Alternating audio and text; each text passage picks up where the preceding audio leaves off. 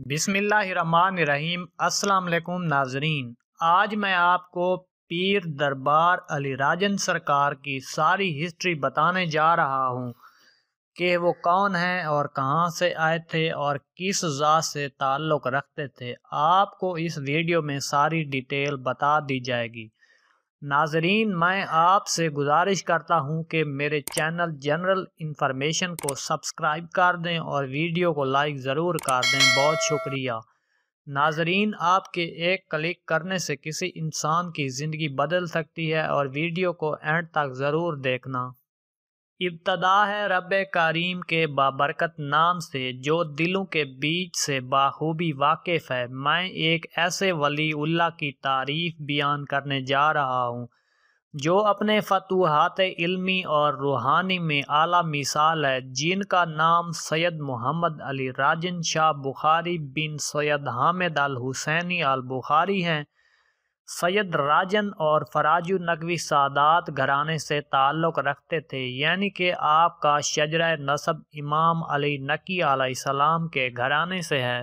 शहीद सालिस अल्लामा काजी नूरुल्लाह शोस्त्री अपनी किताब मजालिसुल मोमिनीन में बुखारी सादात का उन्वान देकर लिखते हैं कि बरसगीर पाक व हिंद में बुखारी सादात अच्छी तादाद में आबाद हैं। उनके वारिस आला सैयद जलालुद्दीन सुर्खपोश थे।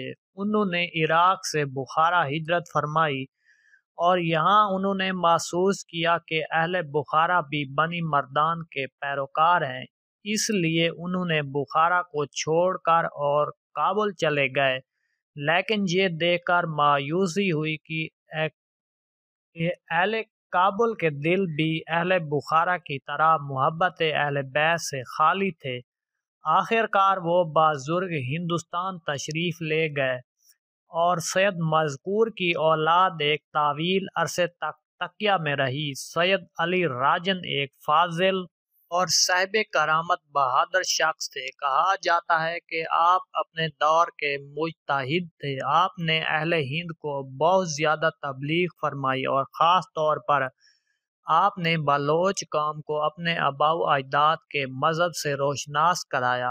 आपने तकिया को छोड़ा और सरेआम अपने मज़हब हक का शिया आसना अरशिया का प्रचार किया। बयान किया जाता है कि सैयद अली राजन सुल्तान दहलवी मुग़ल हुक्मरान नसीरुद्दीन हुमायूं से मुलाकात के लिए दिल्ली रवाना हुए। जब वो दिल्ली के करीब पहुंचे और बादशाह को इसके नुमाइंदों ने सैयद मज़कूर की आमद की इतला दी तो इसने बनफ्स नफीस उनके इस्तकबाल का इरादा किया। जो मखदूमुल मुल्क को पता चला कि शाह हिंद एक शिया आलम का इस्तकबाल करने वाला है, तो हुमायूं के पास आया और इससे कहा कि आप सैयद राजन के इस्तकबाल को हरगिज़ ना जाएं, क्योंकि अगर आपने ऐसा किया तो आयान सल्तनत आपके मुखालिफ हो जाएंगे और आपने इतनी मुश्किलात से हिंदुस्तान को दोबारा फतह किया है। नसीरुद्दीन हुमायूं बादशाह मसलहत वक्त के तहत मजबूर हो गया और कहा, मैं तो उनके शायान शान उन्हीं औलाद रसूल सल्लल्लाहु अलैहि वसल्लम जानकर उनका इस्तकबाल करना चाहता था, मगर आपके कहने पर मैं उनके इस्तकबाल के लिए अपने बेटे को रवाना करता हूँ। फिर बादशाह ने अपने बेटे जलालुद्दीन मोहम्मद अकबर और सरदार बहराम खान को उनके इस्तकबाल के लिए रवाना किया और शहजादा जलालुद्दीन अकबर ने बड़े पुरतबाक तरीके से दिल्ली ले आए। लाहौर के गवर्नर सेस्तानी को मालूम हुआ कि मखदूमुल मुल्क के हुकूमत मुखालिफ अफराद से ताल्लुकात हैं। उसे कैद कर दिया और कैद में उसे पर सख्ती रवा कर रखी थी। मखदूमुल मुल्क अब्दुल्ला हिंदी ने शेख अजीजुल्लाह मुल्तानी सुल्तानपुर को ख़त लिखा कि आप एक परहेजगार शख्स हैं और मेरे लिए दुआ फरमाएं कि मुझे जिंदान की सख्ती से निजात मिल जाए। शेख अजीजुल्लाह मुल्तानी ने काफ़ी दिन तक नवाफिल अदा किए। फिर उसे ख्वाब में हज़रत मोहम्मद सल्लल्लाहु अलैहि वसल्लम की ज़ियारत नसीब हुई और इसने देखा कि रसूल अकरम सल्लल्लाहु अलैहि वसल्लम सहाबा के मजमा में تشریف فرما ہیں کہ آپ کے زانو مبارک پر سید علی راجن بیٹھے ہیں۔ شیخ عزیز اللہ نے التماس کی ہے کہ یا رسول اللہ صلی اللہ علیہ وآلہ وسلم، مخدوم الملک عبداللہ آپ کا مداح ہے اور آج کل زندان میں ہے، آپ اس کی مدد فرمائیں۔ حضرت محمد صلی اللہ علیہ وآلہ وسلم نے سید علی راجن کی طرف اشارہ کرتے ہوئے فرمایا، میرا یہ فرزند، اس کے ہاتھ خون کے آنسو رو رہا ہے۔ شیخ عزیز اللہ نے یہ واقعہ عبداللہ کو تحریر کیا اور اس سے توبہ اور استغفار کا مشورہ دیا۔ بعض کتب میں آپ کی پیدائش تقریباً 900 ہجری 1490 عیسوی کی ابتدا میں اچ شریف کے محلہ بخاریاں سادات موجود ضلع بہاولپور میں سید حامد الحسینی البخاری کے گھرانے فضیلت میں ہوئی۔ آپ کی والدہ ماجدہ بی بی دندان لنگا تھی اور ولایت کا پرچار آپ کا مشن رہا۔ آپ کی اولاد تحصیل کروڑ، قصبہ راجن شاہ، تحصیل لیا، تحصیل تونسا، ڈیرہ غازی خان، ضلع مظفر گڑھ، بکھر اور اچ شریف شاہ جلال الدین میں آباد ہیں۔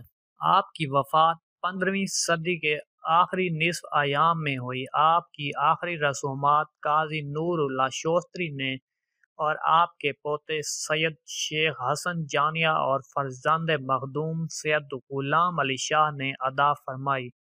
روضہ پاک علی راجن کی ابتدائی تعمیر مغل بادشاہ ہمایوں نے 1554 میں کروائی، جس کے بعد جلال الدین اکبر اعظم نے 1568 میں کروائی۔ یہ روضہ تقریباً 100 فٹ اونچا ہے، جس کی بیرونی گولائی 225 فٹ ہے جبکہ اندرونی 128 فٹ ہے۔ اس کی بنیادوں کی گہرائی پانی کی سطح تک ہے۔ اس دروازے کو بنانے والا مستری اردن سے آیا تھا اور اس نے یہیں وفات پائی اور اس کی قبر سرکار کے دروازے کی دہلیز کے نیچے ہے۔ روضہ پاک کی گدی نشین 20ویں صدی عیسوی کے آغاز میں متحدہ ہندوستان میں انگریز حکومت کے دور کی بات ہے۔ اس وقت تک مخدوم حضرت اچ شریف حضرت سید پیر محمد علی راجن کے دربار کے گدی نشین اور متولی تھے۔ مشیت خدا اسی میں تھی، چونکہ وہ حضرت سید محمد علی راجن کے بڑے بیٹے سید زین العابدین کی اولاد سے تھے، اس لیے وہی گدی نشین تھے، مگر چونکہ انہوں نے تقیہ اختیار کیا ہوا تھا اور اس وقت سید زادہ مخدوم غلام علی شاہ صاحب کے اولاد سے سید کرم حسین شاہ کھلم کھلا عزاداری سید الشہداء حضرت امام حسین علیہ السلام کرتے تھے، تو گدی نشین اپنے ہاتھ میں لینا چاہا اور عدالت کی طرف رجوع کیا اور شجرہ نسب اور باقی ثبوت پیش کیے گئے۔ عدالت سے فیصلہ مخدوم سید کرم حسین شاہ کے حق میں ہو گیا اور آج تک سادات خاندان کے پاس گدی نشینی آ رہی ہے۔ موجودہ قصبہ راجن شاہ سید محمد علی راجن کے نام سے منسوب ہے۔ سید محمد علی راجن کی اس قصبے میں آمد دراصل اپنے بزرگوں کی طرف سے دیے گئے حکم تھا کہ آپ اس علاقے کو اسلام کی تعلیمات دیں، جو کہ تمام سادات اولیاء کا مشن بھی یہی تھا۔ جب سید یہاں آئے اور حالات کا جائزہ لیا تو یہ لوگ سرکش، خون خوار اور بدخوار تھے۔ قتل و غارت کرنا ان کا شیوا تھا۔ سید زادے نے قریب تر ہو کر حالات کا جائزہ لیا، ان کی زبان سیکھی، ان کو دین اسلام سمجھایا اور سنایا، چونکہ یہ لوگ آسانی سے سمجھنے والے نہیں تھے۔ پہلے تو بہت مخالفت ہوئی، لیکن اللہ تعالیٰ اپنے دین کی حفاظت خود فرماتا ہے۔ ان لوگوں میں کوڑ کی بیماری لاحق ہو گئی۔ یہ لوگ بہت پریشان تھے۔ ایک دن ایک عورت اپنے بچوں کے ہمراہ سید زادے کے آستانے کے پاس سے گزری اور جال کے درخت کے نیچے سرکار کے قریب آ بیٹھی۔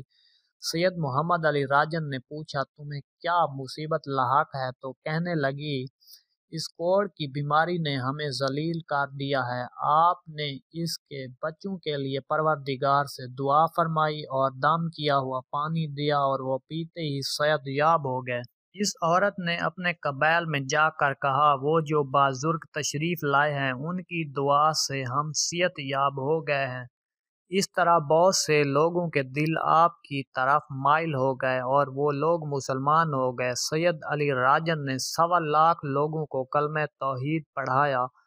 آپ کے والد سید حامد الحسینی البخاری، آپ سید کیمیاء نظر بخاری کے فرزند تھے۔ آپ بی بی دولت خاتون بنت میاں شیر علی لنگا کے صاحبزادے تھے۔ سید حامد الحسینی البخاری نے تبلیغ کی غرض سے عیسیٰ خیل با ہجرت فرمائی اور وہی آپ کی رحالت ہوئی۔ سید محمد علی راجن نے آپ کو اود شریف میں دفن کیا اور آپ کا روضہ مبارک بھی وہیں موجود ہے۔ سید زین العابدین رحمۃ اللہ علیہ سید محمد علی راجن کے صاحبزادے تھے۔ یہ والد بزرگوار کی طرح صاحب کرامت متقی بزرگ تھے۔ آپ مجاہد کبیر بھی تھے۔ اپنے والد محترم کے ساتھ تبلیغ دین میں پورا ساتھ دیا کرتے تھے۔ جب آپ کے والد بغرض تبلیغ تشریف لے جاتے تو یہ امامت نماز، تدریس اور ملنے والوں کے والد محترم کی جیتی جاگتی تصویر تھے۔